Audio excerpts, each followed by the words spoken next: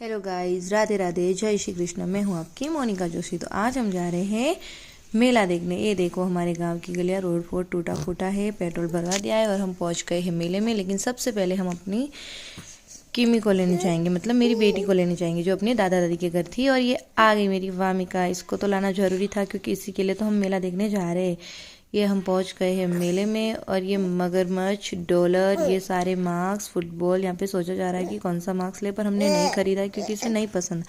आगे गए तो डोलर चल रही है, वामिका को मेला दिखाया जा रहा है। मेले में भीड़ कम है क्योंकि हम सुबह गए थे। ये है खिलौने। खिलौने हो और हम वहाँ पे गुर गुर के ना देखे, ये हो नहीं सकता। ये हम मॉल में पहुंच चुके हैं जहाँ पे तरह तरह के दुकानें लगी हुई है, टॉप्स है, चप्पल है, हर तरह के दुकानें लग चुकी है। ये मेला लगा है गोगुंदा में, जो कि साल में एक बार लगता है घनघोर के टाइम। ये है मेला। यहाँ तक आए तो चैनल को सब्सक्राइब करो।